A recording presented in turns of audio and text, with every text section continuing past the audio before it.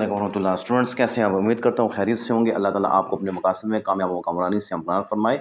आज हम law of exponents indices जो हैं उनकी नेक्स्ट एग्जांपल जो है उसमें देखेंगे कि हमारे पास जो इंडाइसिस हैं वो कहाँ कहाँ पे अप्लाई होते हैं, उनके रूल्स कहाँ कहाँ पे अप्लाई होते हैं। ठीक है, जो इंडाइसिस के लॉज हैं वो किधर किधर अप्लाई हो रहे हैं। तो जल्दी से अपने टॉपिक की तरफ आते हैं। आज हम एग्जाम्पल 3 जो उसका सोल्यूशन देखते हैं। हमारे पास एग्जाम्पल 3 लिखी हुई है, simplify the following by using law of indices. अब हमारे पास जो क्वेश्चन लिखा है 8/125 की होल पावर -4/3। अब हमने जो फोकस करना है स्टूडेंट्स, तो वो इस चीज़ पे फोकस करना है। ये चीज़ जो है, ठीक है, कि हमने क्या करना है, 8 और 125 का क्यूब निकालना है। जैसे एक तो होता है ना, जिस तरह परफेक्ट स्केयर होता है, तो इस तरह यहाँ पे इसका परफेक्ट क्यूब निकालना है। तो हम उसमें क्या करेंगे, हम अपने जो ये हमारे पास दो टर्म्स लिखी हुई हैं, 8 है, 8 का जो ना अगर क्यूब निकालना चाह रहे हैं परफेक्ट, ठीक है, तो उसके सोल्यूशन की तरफ आते हैं। 8, तो ये टू पे जो इसका फैक्टर्स बनाए, 2 4 ज़ार 8, 2 2 ज़ार 4, ठीक है। तो 8 के जो परफेक्ट क्यूब बनेंगे वो ये बनेंगे, यानी 8 के जो फैक्टर्स बनेंगे उनको परफेक्ट क्यूब भी कह सकते हैं, या परफेक्ट स्केयर तो होता तो 2 फैक्टर्स आते हैं। यहाँ पे 8 के हमारे पास फैक्टर्स बन रहे हैं, वो ये बन रहे हैं। इसी तरह नेक्स्ट देखें 125, तो इसको भी हम क्या करते हैं, इसको 125 को 5 के टेबल पे लेके जाते हैं। 5 2 ज़ार 10, 2 कैरी 25, 5 5 ज़ार 25, उसके बाद फिर 5 5 ज़ार 25। तो जो 125 है, इसके जो हमारे पास फैक्टर्स आ गए हैं वो क्या क्या आ गए हैं, 3 फैक्टर्स, 5 × 5 × 5, यानी क्यूब फैक्टर्स जो हैं इसके हमारे पास पहुँच चुके हैं। ठीक है, अब हमने क्या करना है, इनको अब जो है आगे क्वेश्चन में अप्लाई करना है। ठीक है, तो अब देखें, 2 का क्यूब 8 होता है हमारे पास, ठीक है, और इधर से 5 का जो क्यूब है हमारे पास 125 होता है, -4/3 है, आ जाएगा। ठीक है, अब हमने आगे नेक्स्ट इसमें देखना है। हमने एक रूल ये पढ़ा था लॉ ऑफ इंडाइसिस में, रूल जो था उसमें हमने बात की थी कि हमारे पास अगर उसी के अंदर ही हमारे पास अगर लिखा हुआ है a/b की होल पावर -n, तो अगर हम उसको b/a करेंगे तो वो पॉजिटिव n बन जाएगी। ठीक है, यानी इन्वर्ट करने से एक -n जनरेट होगा, तो इस माइनस को क्या कर देगा, प्लस कर देगा। ठीक है, तो इसको यहाँ पे अप्लाई करें। 5 का क्यूब ऊपर ले जाएं, 2 का क्यूब नीचे ले आएँ, तो इसमें से जो -n जनरेट होगा वो आपका -4/3 से मल्टीप्लाई होकर इसको दोनों को क्या कर देगा, प्लस कर देगा। ये चीज़ आ जाएगी, 5 का क्यूब और 2 का क्यूब होल पावर 4/3।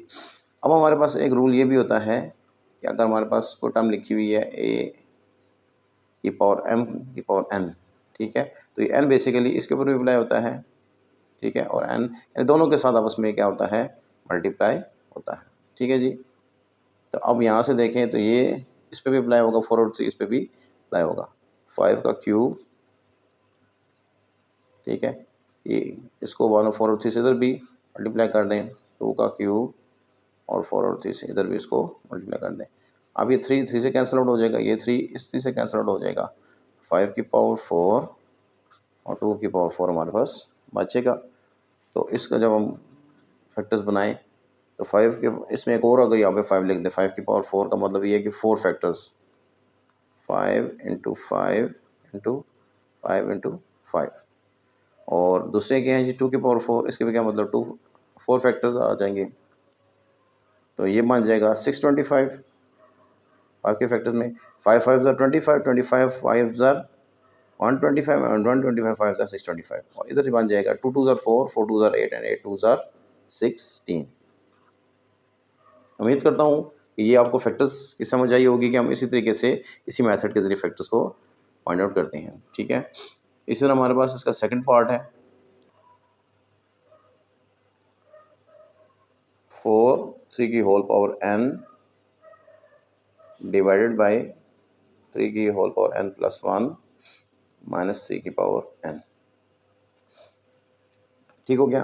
अब हमने यहाँ पे जो है रूल्स जो हैं इस तरीके से अप्लाई करने हैं कि हमने ये 3 की पावर n जो है इसको इसमें से इक्वेशन में से निकालना है, एलिमिनेट करना है, ठीक है। तो क्या करते हैं, हम इसके सोल्यूशन की तरफ आते हैं और देखते हैं 4 3 की पावर n, नीचे लिखा है हमारे पास 3 की पावर n+1।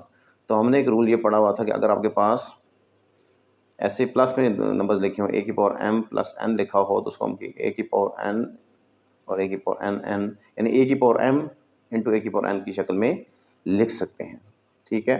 तो इसको 3 की पावर n+1 जो है इसको ब्रेक करके लिखें तो 3 की पावर n आएगा और 3 की पावर 1 आएगा। इसको वापस रिवर्स करें मल्टीप्लाई तो वापस हमारे पास ये चीज़ मिल जाती है, ठीक है।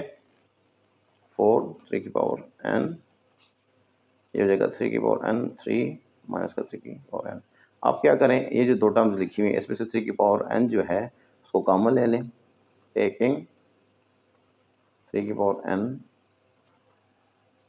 कॉमन फ्रॉम डिनोमिनेटर,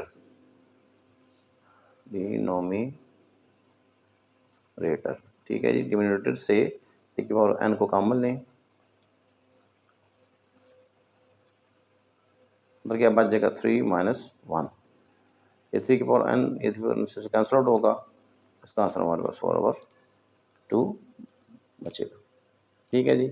उम्मीद करता हूँ आपको ये दोनों पार्ट्स जो हैं समझ आए होंगे, क्योंकि हमने इनमें फैक्टर्स को लेके चले हैं। इंशाल्लाह नेक्स्ट वीडियो में मैं आपको एक्सरसाइज के सोल्यूशन की तरफ लेके जाऊंगा, और ये जो हमने एग्जांपल्स किए हैं आज की वीडियो में और जो प्रीवियस वीडियो में, उन एग्जांपल्स को भी इस पे आगे लॉ ऑफ एंडाइसिस पे अप्लाई करेंगे, क्वेश्चंस पे अप्लाई करेंगे और उनको सॉल्व आउट करेंगे।